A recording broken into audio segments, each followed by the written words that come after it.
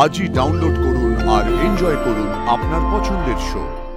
ঠাকুর মুখ তুলে চেয়েছে রে, তোর মনোবাঞ্ছা পূর্ণ হয়েছে। কর্তামা গাঙ্গুলি বাড়ি হেসেলে তোকে দায়িত্ব দিয়েছে।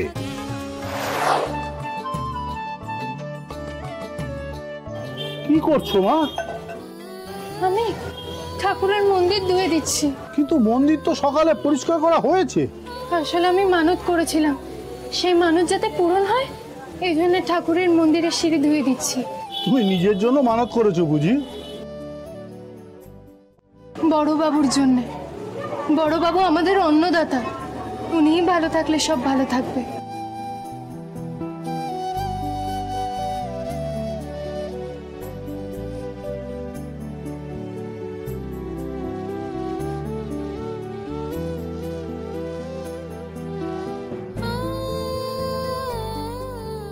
এই ঘটনাগুলোই তো বলে দেয় তুমি আছো ঠাকুর।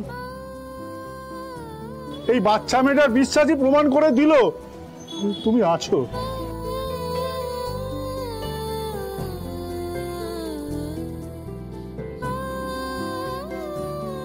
সিদ্ধার্থ, বৌদি গুরুদেবকে খবর দাও, রাজের জন্য একটা ভালো করে পুজো করতে হবে। ঠিক আছে বৌদি।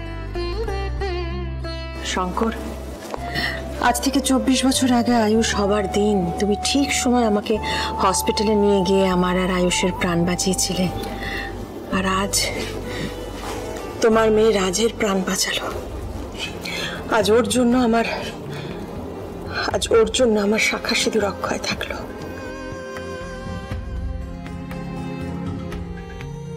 দেবীমা,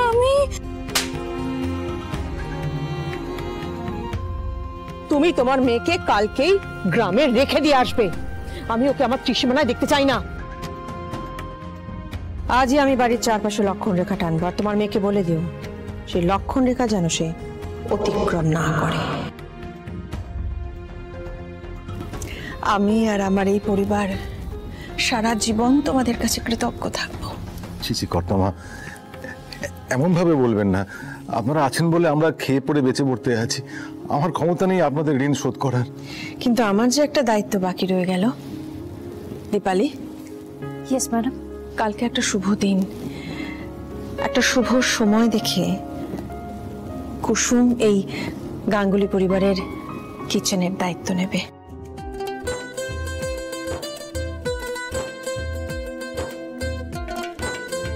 কর্তামা,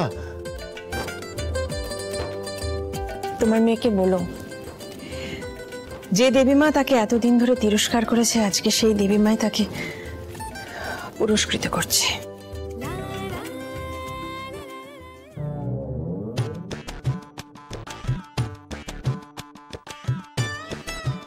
আমার না ভাল লাগছে না, জানেন তো।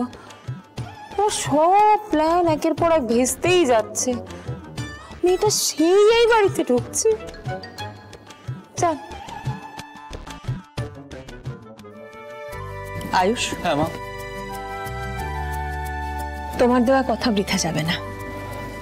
কালকে থেকে এই গাঙ্গুলি পরিবারের কিচেনের দায়িত্ব কুসুমের উপর পড়ছে। তুমি তোমার পেপারস রেডি করো। ওকে মা, থ্যাংক ইউ। দীপালি, কুসুমকে সমস্ত কাজ শিখিয়ে দেওয়ার দায়িত্ব কিন্তু তোমার। আপনি চিন্তা করবেন না ম্যাডাম, আমি ওকে সবকিছু শিখিয়ে দেবো।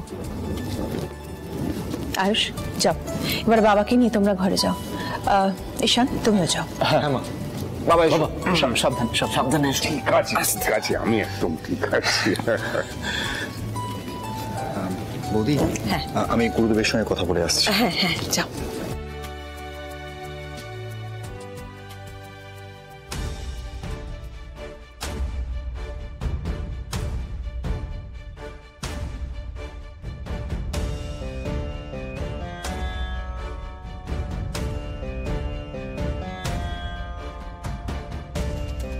এতক্ষণ আমি একটাও কথা বলিনি বলে আপনারা আমাকে ভুলে গেছেন?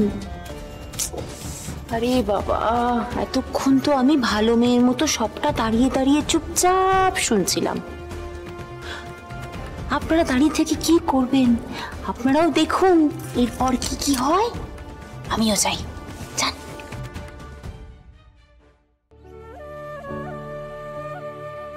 ঠাকুর, আজকে সকালে আমি এসেছিলাম, তোমাকে বলতে যেন আমি দেবী মায়ের সেবা করতে পারি, কিন্তু আমার সেই চাহিদা তোমাকে পূরণ করতে হবে না। তবে আমার একটা কথা আজ তোমাকে রাখতেই হবে। ঠাকুর, তুমি বড় বাবুকে সুস্থ করে দাও ঠাকুর, ওনার যাতে কিচ্ছু না হয়, এটাই আমার একটা চাহিদা। তুমি বড় বাবুকে সুস্থ করে দাও, ওনার সব যন্ত্রণা তুমি আমাকে দাও ঠাকুর, আমাকে দাও।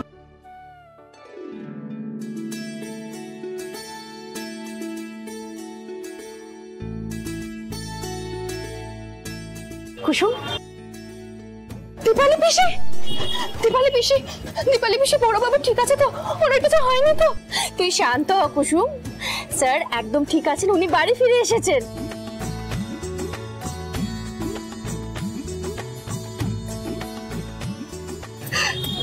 আমি জানতাম তুমি আমার কথা শুনবে, আমি জানতাম।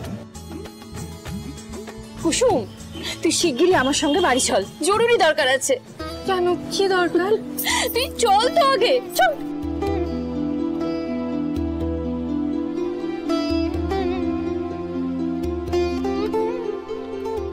কি হয়েছে পিসি? এখানে সবাই দাঁড়িয়ে আছে কেন? কুসুমা,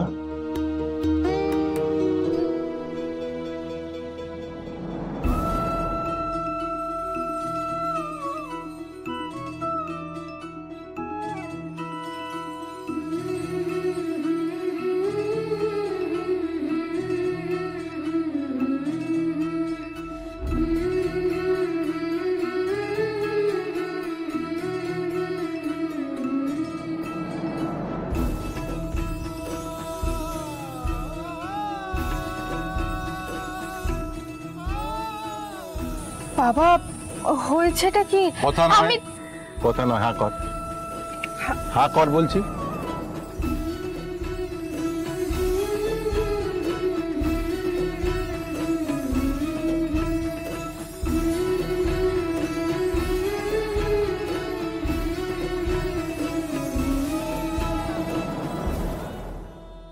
আরে বাবা, হয়েছেটা কি বলো তো? ও বেশি কি হয়েছে বলো না, বলো না। চল তুই ভেতরে চল, চল চল চল। আরে বাবা, হয়েছেটা কি? ওহো, আরে বাবা এবার তো বলো কি হয়েছে, কি হয়েছে বলো না। কুসুম, ঠাকুর মুখ তুলে চেয়েছে রে, তোর মনোবাঞ্ছা পূর্ণ হয়েছে। কর্তামা গাঙ্গুলি বাড়ি হেসেলে তোকে দায়িত্ব দিয়েছে।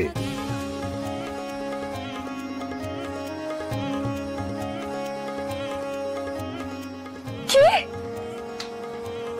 সত্যি? সত্যি সত্যি সত্যি।